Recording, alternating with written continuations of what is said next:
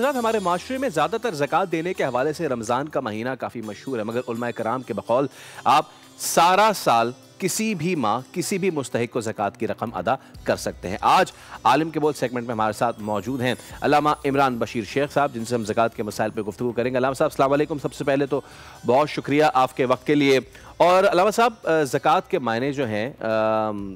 وہ ہوتا ہے غریبوں کی نہ صرف مدد کرنا بلکہ ایک طرح سے جسم کا میل نکالنا۔ اور پھر اس معاملے میں کوتاہی کیوں برتی جاتی ہے؟ کیونکہ آج بھی لوگ جو ہے ایک تو پوری زکوٰۃ نہیں نکالتے۔ اسلام میں اس حوالے سے کیا جو ہے وہ احکامات ہیں؟ بسم اللہ الرحمن الرحیم۔ پہلی بات تو یہ ہے کہ جب انسان یہ سمجھتا ہے کہ میں خود کما رہا ہوں تو وہ زکوٰۃ نہیں نکالے گا، صدقہ نہیں نکالے گا۔ اور جب یہ فارمولے کو سمجھ لے گا کہ قرآن پاک کے بالکل ابتدا میں اللہ تعالیٰ نے فرما دیا وَمِمَّا رَزَقْنَاهُمْ يُنْفِقُونَ، جو ہم نے تمہیں دیا ہے اس میں سے خرچ کرو، تو پھر یہ کبھی کوتاہی نہیں کرے گا۔ جو دل سے یہ سمجھے گا کہ میری کوئی حیثیت نہیں، میں کچھ نہیں، میرا کچھ نہیں، تو سب کچھ، تیرا سب کچھ، تو پھر یہ خالی زکوٰۃ نہیں نکالے گا۔ پھر تو امی جان امی عائشہ کا جیسے معمول، صحابہ کرام کا، اہل بیت اطہار کا جو ملتا ہے کہ اپنا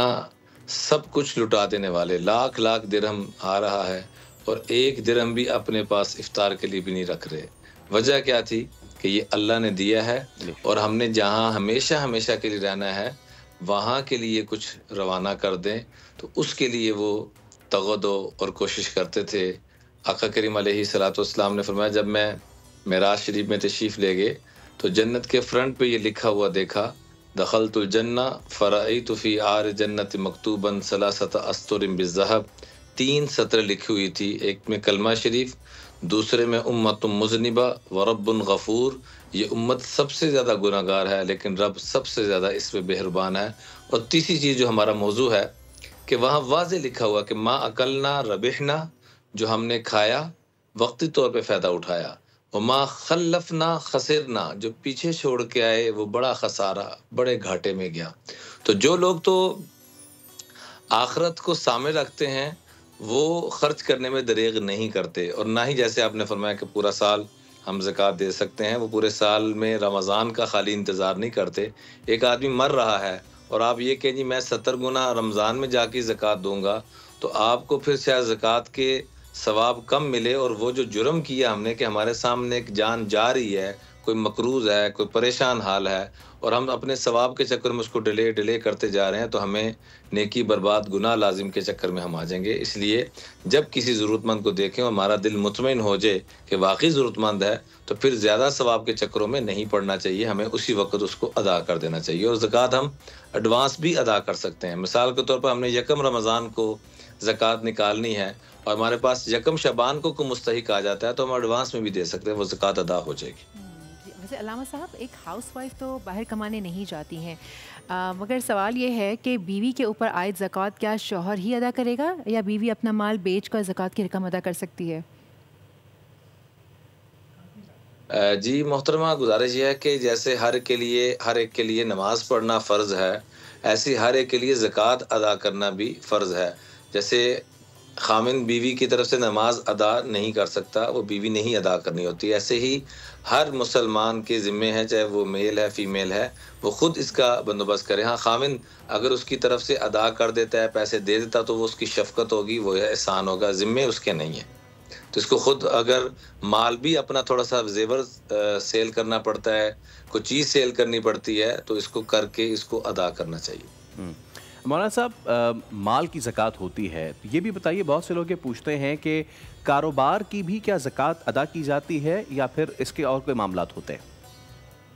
جی دیکھیے کہ اس میں 4 چیزیں ہیں جس پہ زکوٰۃ آئے گی: سونا، چاندی، مال تجارت اور کیش۔ یہ 4 چیزیں جس کے پاس بھی 52 تولے 52.5 تولے چاندی کے بقدر ہوں، یعنی چاندی کا تولے کا ریٹ پتہ کر لیا جائے کہ کیا ریٹ ہے، تو وہ 52.5 تولے چاندی کے بقدر جس کے پاس یہ ساری چیزیں ملا کر اگر اس کے پاس اتنی چیز بنتی ہے تو وہ زکوٰۃ ادا کرے گا۔ یعنی خالی ہم یہ نہیں دیکھیں کہ اتنا سونا ہو یا اتنی چاندی ہو یا اتنے مال تجارت یا اتنا کیش، چاروں چیزوں یا 3 چیزیں یا 2 چیزیں یا 1 چیز، تھوڑی سی بھی مقدار میں تھوڑی چیز ہمیں کو دوسری مثال کے طور پر آدمی کے پاس صرف چاندی ہے سونا نہیں ہے، یا سونا ہے چاندی نہیں، تو چاروں چیزوں میں سے کوئی بھی 2 چیزیں ملا کے 52.5 تولہ چاندی کے مقدار میں اگر یہ پہنچ جاتی ہے تو اس پر زکوٰۃ واجب ہوگی۔ جی ویسے اکثر مولانا صاحب ہم دیکھتے ہیں کہ لوگوں نے فلیٹس اور شاپس جو ہیں وہ رینٹ پر دی ہوئی ہوتی ہیں، تو کیا ان پر بھی زکوٰۃ ادا کرنی ہوتی ہے انہیں؟ دیکھیے آپ نے جس گھر میں آپ رہ رہے ہیں اس پہ کوئی زکوٰۃ نہیں ہے، ایسے آپ نے اپنی کو فیکٹری بنائی ہوئی ہے، اس فیکٹری کی بلڈنگ پہ کوئی زکوٰۃ نہیں ہے۔ آپ نے جو فلیٹ لے کے رینٹ پہ دے دیا ہوا ہے تو فلیٹ کے اوپر کوئی زکوٰۃ نہیں آئے گی۔ اس کا جو رینٹ آ رہا ہے مثال کے طور پر 1 لاکھ روپیہ پر منتھ آ رہا ہے، تو سال کے بعد دیکھا جائے گا جو 12 لاکھ آیا تھا اس میں سے اگر آپ 6 لاکھ استعمال کر چکے ہیں تو اس پر زکوٰۃ نہیں ہے۔ آپ ہر سال ایک تاریخ اسلامی حساب سے مقرر کریں گے، جب اللہ نے آپ کو صاحب نصاب بنایا، مثال کے طور پر 1 رمضان کو آپ ہر سال زکوٰۃ نکالتے ہیں، تو 1 رمضان کو آپ دیکھیں گے کہ آپ کا جو 12 لاکھ کا رینٹ تھا اس میں سے جتنا یوز ہو گیا، کھا پی لیا ہے، استعمال ہو گیا، اس پر کوئی زکوٰۃ نہیں ہوگی، جو باقی بچا ہے اس پہ زکوٰۃ ہوگی۔ ٹھیک ہے، چاہے وہ جو فلیٹ ہو یا گھر ہو یا کوئی بھی ایسی چیز ہو، دکان ہو، بے شک پلازا ہو۔ بالکل ٹھیک ہے، بالکل ٹھیک ہے۔ زکوٰۃ کے والے صاحب گفتگو فرماتے ہیں، مولانا صاحب بہت شکریہ آپ کا، اور امید کرتے ہیں کہ آگے بھی ہم آپ کی اس مفید گفتگو سے استفادہ کرتے رہیں گے۔ تو زکوٰۃ کے جو معاملات ہیں وہ رکھے ہیں خواتین حضرات، اور جانے سے پہلے سبسکرائب کریں اور بیل دبائیں تاکہ کوئی خبر رہ نہ جائے۔